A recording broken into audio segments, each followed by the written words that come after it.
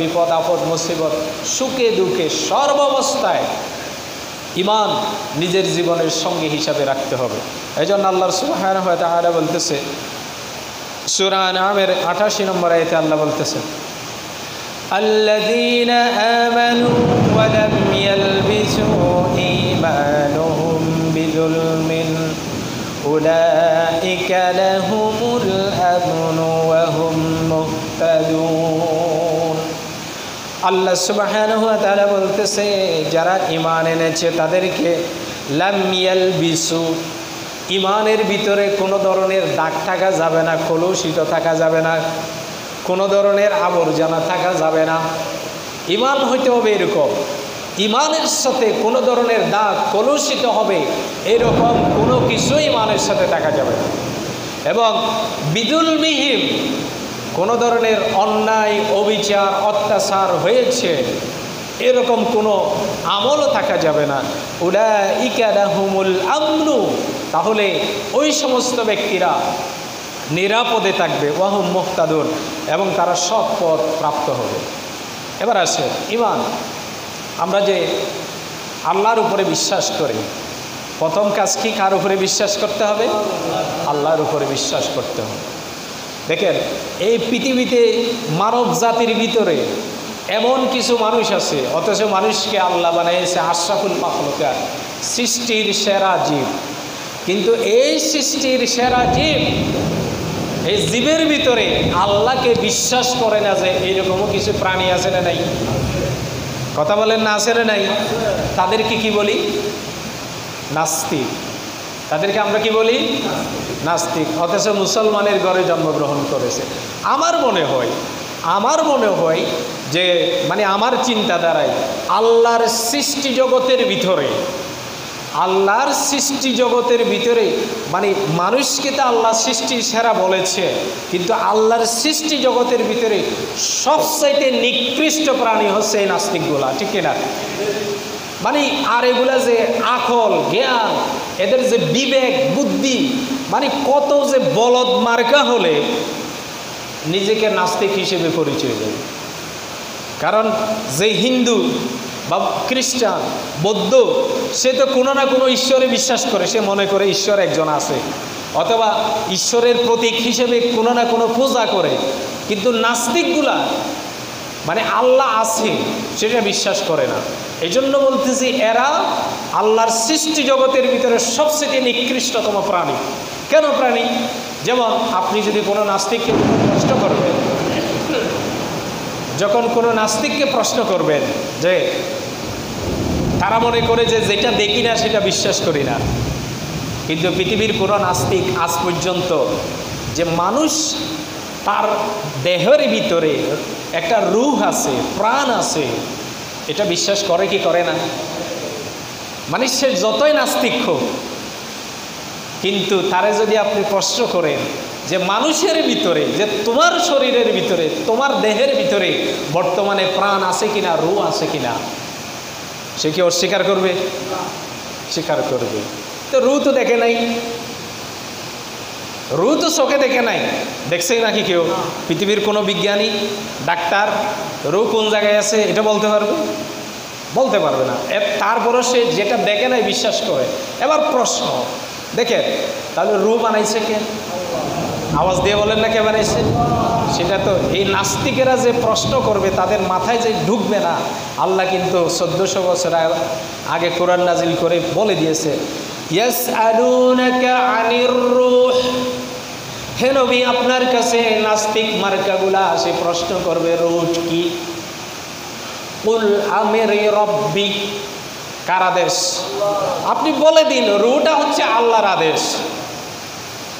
রূহ আল্লাহর হুকুম অনুযায়ী চলে। যতক্ষণ যার শরীরে যতক্ষণ থাকা লাগবে, তার শরীরে তার দেহের ভিতরে যেই প্রাণী যেভাবে বানাইছে, তার সেটা গাছ হোক, সেটা কীট পতঙ্গ হোক, সেটা মানুষ হোক, সেটা জন্তু হোক, জানোয়ার হোক, যার দেহের ভিতরে যার রূহটা তার সাথে যতক্ষণ থাকবে, এটাও কার হুকুম? আল্লাহর হুকুম। তাহলে এখন প্রশ্ন, তার মানে সে রু বিশ্বাস করে, অথচ রু এটা যার হুকুমে চলে, যিনি বানাইছে, যার হুকুম অনুযায়ী রু, যার হুকুম আদেশ পালন করে, তারে বিশ্বাস করে না, কিন্তু রু আছে এটা মনে করে।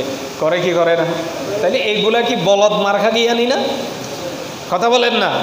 আমি কথাটা বলতেছি, মানে শব্দটা কঠিন মনে হলেও চিন্তা করেন, মানে এরা রু আছে এটা বিশ্বাস করে, প্রাণ একদিন ছিল না, আমার শরীরে প্রাণ আছে, আমি মরে যাব, রু চলে যাবে গা, এটা বিশ্বাস করে। অথচ রুহ যিনি বানালেন, রুহ যার হুকুমে চলে, রুহের স্রষ্টা যিনি, তারে বিশ্বাস করি না। তাহলে এগুলার কি কোনো আকল জ্ঞান আছে? মাথার ভিতরে আছে কিছু? এই জন্য বলতেছি, আল্লাহর সৃষ্টি জগতের ভিতরে নাস্তিকগুলা সবচেয়ে নিকৃষ্টতম প্রাণী। আল্লাহ এদেরকে হেদায়েত দান করুক, সবাই বলে আমিন। তাহলে প্রথম কথা, বিশুদ্ধ ঈমান লাগবে। ঈমানের সাথে এমন কোনো কিছু সংমিশ্রণ করা যাবে না যেটা ঈমানে দাগ লাগা যাবে না। আল্লাহ চাই সাদা কাপড়, যেরকম আমরা সাদা কাপড় গায়ে নিছি, এখানে যেরকম কোনো ধরনের দাগ লাগবে, সাদা কাপড়ের ভিতরে দূর থেকে দেখা যাবে, ঠিক আপনার ঈমানের ভিতরে এরকম যখন কোনো কিছু দাগ লাগবে, সেটা স্পষ্ট আকারে প্রকাশ পাবে। এই জন্য ঈমানটাকে রাখতে হবে সাদা কাপড়ের মতো। কোথাও বিন্দু পরিমাণ মশাও যদি পায়খানা করে সাদা কাপড়ে, দেখা যায় কি যায় না? যায় না? যায়। এই জন্য ঈমানের সাথে এ ধরনের কোনো কিছু লাগানো যাবে না। তার মানে লাগানো যাবে না মানে এরকম জীবনের সব ক্ষেত্রে, সব আমলে ঈমানকে প্রাধান্য দিতে হবে। আল্লাহ সুবহানাহু ওয়া তাআলা আমাদের সবাইকে ঈমানের পথে থাকার তৌফিক দান করুক, সবাই বলে আমিন। এরপরে 2 নম্বর বিষয় হচ্ছে মৃত্যুর পূর্বে আখিরাতের প্রস্তুতি নিতে হবে। আল্লাহ সুবহানাহু ওয়া তাআলা যেহেতু বলেছে, ইযা জাআ আজালুহুম ফালা ইস্তাখিরুনা সাআতাও ওয়া লা ইস্তাকদিমুন, যখন সময় শেষ হয়ে যাবে তখন কি 1 সেকেন্ডও কি দেরি হবে? দুনিয়ায় কি আর 1 সেকেন্ড? শুধু নিঃশ্বাস তো অনেক লম্বা সময়। 1 সেকেন্ডের যদি ভাগ করেন, 1 ন্যানো সেকেন্ডও পৃথিবী থেকে আর থাকা যাবে সম্ভব না। এই জন্য আল্লাহ বলেছে, ইয়া আইয়ুহাল্লাযীনা আমানু ওয়া লা তামুতুন্না ইল্লা ওয়া আনতুম মুসলিমুন।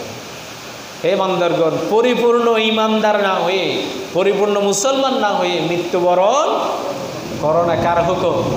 তো পরিপূর্ণ ঈমানদার, পরিপূর্ণ মুসলমানের হওয়ার জন্য জীবনের প্রতিটি মুহূর্তে প্রস্তুতি নিয়ে থাকতে হবে কি হবে না?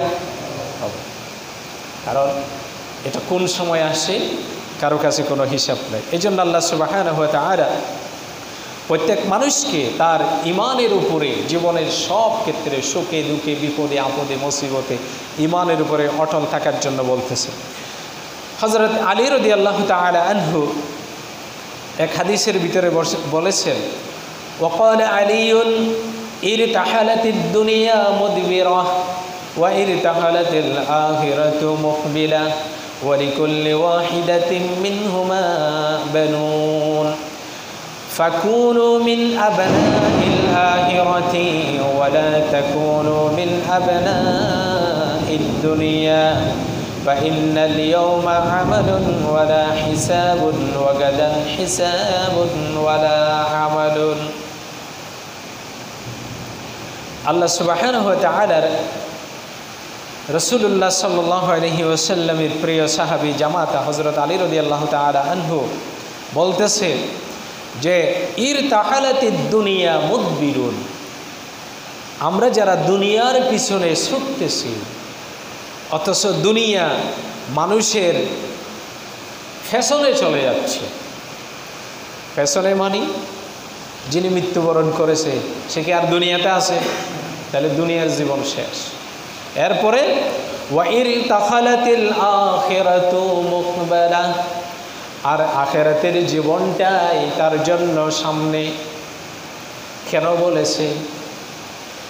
দুনিয়ার জীবনটা মানুষের জন্য স্থায়ী নয়, আখিরাতের জীবনটাই হচ্ছে জীবন। বলেন তো, দুনিয়ারটা কি হায়াত? কথা বলেন না, দুনিয়ারটা কি হায়াত? না, আমরা বলি যে জীবন, দুনিয়ার জীবন, দুনিয়ার হায়াত, আমরা হায়াত বলি। আসলে কি দুনিয়ারটা কি জীবন? কথা বলেন না, দুনিয়ারটা কি জীবন? না, যেটা শেষ হয়ে যাবে, যেটার কোনো স্থায়িত্ব নাই, যেটা ধ্বংস হয়ে যাবে, যেখানে আপনার কোনো স্থায়িত্ব থাকবে না, সেটা জীবন হই কেমনে? জীবন কোনটা? জীবন কোনটা? পরকালেরটা। এই জন্য আল্লাহ সুবহানাহু ওয়া তাআলা সূরা মুলকের 2 নম্বর আয়াতে কি বলেছে? কি বলেছে? আল্লাযী খালাকাল মাউতা ওয়াল হায়াতা লিয়াবলুয়াকুম। এখানে মৌতের কথা আগে না জীবনের কথা আগে? কথা বলেন না, কার কথা আগে? মৌতের কথা আগে। তার মানে মৃত্যু হলে জীবন শুরু। তা আমরা মনে করছি দুনিয়াতে আসছি, জন্মগ্রহণ করেছি, তাহলে তার মানে জীবন শুরু। এটা কি জীবন কি শুরু হয়েছে? না, জীবন শুরু কখন? মৃত্যুর পরে। আল্লাহ তো সেটাই বলতেছে। এই জন্য আল্লাহ বলেছে আল্লাযী খালাকাল মাউতা। আল্লাহ বলতেছে আমি আগে মৃত্যু দিয়েছি, মৃত্যু দিলে তারপরে জীবন শুরু। কেন? কারণ পরকালের জীবন হচ্ছে অনন্ত, অসীম, যার কোনো সীমা নেই, যার কোনো শেষ, সেটাই তো জীবন। অথচ আমরা যেটা শেষ, যেটার কোনো স্থায়িত্ব নাই, যেটা জীবনও না, আমরা সেটার জন্য পাগল, মানুষ সেটার পিছনে দৌড়ায়। অথচ আল্লাহ বলতেছে দুনিয়ারটা কিছু না, এটা তোমাদেরকে প্রবাসে থাকতে দিছি কিছুদিন, কিছুদিন এখানে থাকো, তারপরে চলে আসতে হবে অনন্তকালের জীবনে। এই জন্য বলেছে খালাকাল মাউতা ওয়াল হায়াতা। এখানে মৌতের কথা কেন আগে?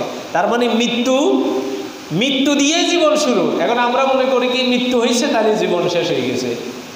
বাস্তবতা কোনটা? মৃত্যু যখন হবে তখন থেকে জীবন শুরু। যেহেতু অনন্তকালের জীবন, অনন্তকালের জীবনে কি মরণ আছে? কথা বলেন না। পরকালের জীবনে কি মৃত্যু আছে? ওয়ালা ইয়ামুতু ওয়ালা ইয়াহইয়া, লা ইয়ামুতু ওয়ালা ইয়াহইয়া। পরকালের জীবনে কি নাই? মৃত্যুও নাই, বাঁচাও নাই। তো বাঁচা মানে কি? মানে যারা জাহান্নামে তাদেরকে বোঝানো হয়েছে, যারা জাহান্নামে যাবে এরা তো মরবেও না, বাঁচতেও পারবে না। আর জান্নাতে যারা যাবে খালিদিনা ফিহা, আল্লাহ তো সেটাই বলেছে। আমরা মনে করতেছি দুনিয়া একটা জীবন, আসলে দুনিয়া একটা জীবন না। মৃত্যু যখন হবে তখন থেকে জীবন শুরু। এজন্য বলেছে খালাকাল মাউতা ওয়াল হায়াতা, মৃত্যু তারপরে হায়াত। যেহেতু ওইটা স্থায়ী, এটা ক্ষণস্থায়ী। আল্লাহ কি বলেছে? লিয়াবলুয়াকুম, তোমাদেরকে পরীক্ষা করার জন্য। তাহলে পরীক্ষার জায়গা কোনটা? দুনিয়া, পৃথিবী। তা আমরা দেখেন আজকে এই যে বজ্রপাতে এতক্ষণে তো মানুষ বারান্দায় অনেকে হইতো, আজকে ভিতরেও হয় নাই। তো কেন? বজ্রপাত হইতেছে, মসজিদে আসতেছে না। এই যে একটু আগে বললাম, বজ্রপাতকে যেভাবে ভয় পাইছে, সেরকম ভয় কি আল্লাহর ভয় কি অন্তরে আছে? আছে অন্তরে। এখন কয়টা হয়েছে? 1টা 8 হয়েছে। আমি তো দেখি, হয়তো আপনারাই দিকে বসেন, আমি তো প্রতি জুমাতে দেখি যে মানে 1টার পর হইতে হইতে বারান্দায় পর্যন্ত অনেক মানুষ হয়ে যায়। তা আজকে এতক্ষণ আসতে পারলো না, কেন আসলো না? ওই যে বজ্রপাতের ভয়। তাহলে বজ্রপাত, আমার শরীরে বজ্রপাতের আঘাত আসবে কি আসবে না, এটা কার হুকুম? তো এটা মানুষের তো এটার উপরে আস্থা নাই, আছে? তা আমাকে বাঁচাইতে পারবে কে? আল্লাহ। তো এই জন্য ইমানের দুর্বলতাটা কোন জায়গায় দেখুন। মানে আমরা কতটুকু দুর্বল ইমানের অধিকারী, কি পরিমাণ দুর্বলের ভিতরে আছে। এই জন্য মানুষ আমাদেরকে জীবনের সর্বাবস্থায় ভরসা করতে হবে কার উপরে? তাহলে সব বিপদ আপদ মুসিবত থেকে বাঁচাবে কে? আর কেউ বাঁচাইতে পারবে না। এই জন্য জীবনের সর্বাবস্থায় আমাদেরকে আল্লাহর উপরে নির্ভর করতে হবে। এই জন্য দুনিয়াকে আমাদেরকে ছাড়তে হবে। দুনিয়া পেছনে যাচ্ছে গা, আখিরাত সামনে আসতেছে, জীবনের সময়টা সামনে আসতেছে। এজন্য হযরত আলী রাদিয়াল্লাহু তাআলা আনহু বলতেছে, এটা সহিহ বুখারীর কিতাবুর রিকাত বাব 3 অধ্যায়ের এটা এই হাদিসটি এসেছে, ফায়াকুনু মিন আবনাইল আখিরাতি ওয়া লা তাকুনু মিন আবনাইদ দুনিয়া। তোমরা দুনিয়ার ধন সম্পদ সন্তান সন্ততির পিছনে আসক্ত হয়ে পড়েছ, কিন্তু ফাইন্নাল ইয়াওমা আমালুন ওয়া লা হিসাবুন, কিন্তু তোমরা তোমাদের আমল এবং হিসাবের জন্য প্রস্তুত থাকতেছ না। ফাইন্নাল ইয়াওমা আমালুন ওয়া লা হিসাবুন, কি হিসাব দিতে হবে এটা নিয়ে তোমাদের কোনো চিন্তা নাই। ওয়াগাদান হিসাবুন ওয়ালা আমালুন, আগামীকাল যে তোমাদেরকে হিসাব দিতে হবে। আগামীকাল মানে কোন দিন? কথা বলেন না, কিয়ামতের দিন। কিয়ামতের দিন যে হিসাব দিতে হবে, হিসাবের কাঠগড়ায় দাঁড়াতে হবে, ওইটার চিন্তার চেতনা আমাদের মাঝে নাই। এজন্য রাসূলুল্লাহ সাল্লাল্লাহু আলাইহি ওয়াসাল্লাম, আল্লাহ রসুল হাদিসের ভিতরে যারা পরকাল নিয়ে হিসাব করে না তাদেরকে বলতেছে, আল কাইসু মান দানা নাফসুহু ওয়া আমিলা লিমা বা'দাল মাউত ওয়াল আজিজু মান